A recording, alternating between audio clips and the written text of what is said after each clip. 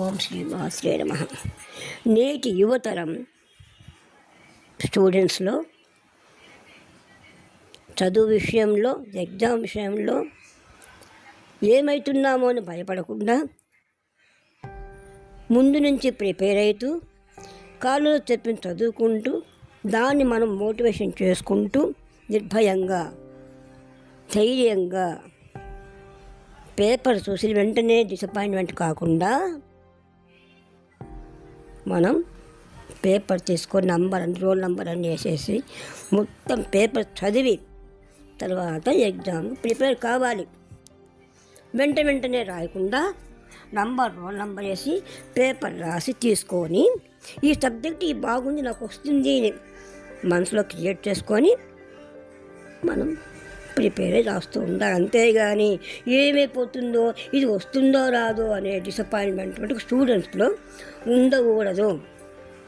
అది వాళ్ళ life spoil అవుతుంది. మెంటల్గా ప్రిపేర్ కాకుండా అన్నీ నేను వస్తున్నాను ధైర్యం తెచ్చుకొని రాయాలి.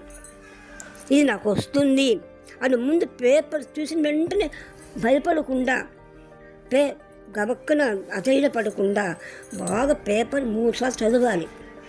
అప్పుడు మనకు కొన్ని ఆన్సర్లు వస్తుంటాయి. కాబట్టి ఏ ఆన్సర్ వస్తుందో దాని నంబర్ రాసి దాని నంబర్ తీసుకొని ముందు తర్వాత మనం రాసుకుంటూ వెళ్ళాలి అని మీకు గైడ్గా ఇస్తూ, ఎప్పుడైనా పిల్లల్లో అధైర్యము ఉండకూడదు, నెగటివిటీ ఉండకూడదు, పాజిటివ్ థింకింగ్ ఉండాలి. యూత్లో మీరు పైకి వచ్చే భవిష్యత్తులో మీరు యువక నాయకులు కావాలని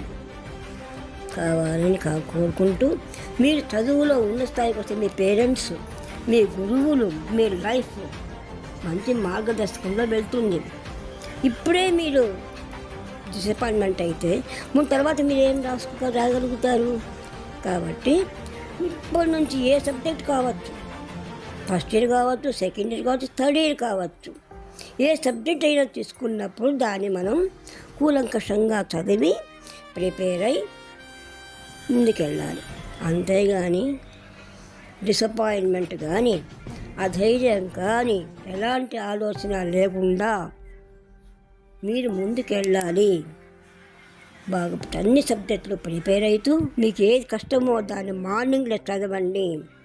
అర్లీ మార్నింగ్ చదవడం వల్ల ప్రశాంతత వస్తుంది. దాన్ని బ్రాహ్మీ ముహూర్తం అంటాం మా ఇంట్లో. బ్రాహ్మీ ముహూర్తంలో చదివితే చదువు బాగా వస్తుంది కూడా. ఆ ప్రశాంతమైన వాతావరణం. పోనీ మీ భాషలో చెప్పాలంటే, ఈ కాలం భాషలో చెప్పాలంటే ఆకాశం ప్రశాంతంగా ఉంటుంది, చుట్టూ వాతావరణం ఏమి లేకుండా హాయిగా ఆనందంగా ఆహ్లాదంగా ఉంటుంది ఆ టైంలో. కాబట్టి రాని సబ్జెక్ట్ ఆ టైంలో తీసుకొని బాగా మనసు పెట్టి చదివితే ఆ సబ్జెక్ట్ మీకు వెంటనే పాస్ అవుతారు కూడా. కావాల్సిన చేసి చూడండి, అబ్జర్వేషన్ చెయ్యండి, పెద్దవాళ్ళు చెప్పిన వాటి వినండి, ఫాలో కాండి. మీరందరూ బాగుంటుంది, ఆల్ ద బెస్ట్, బాగా చదవండి.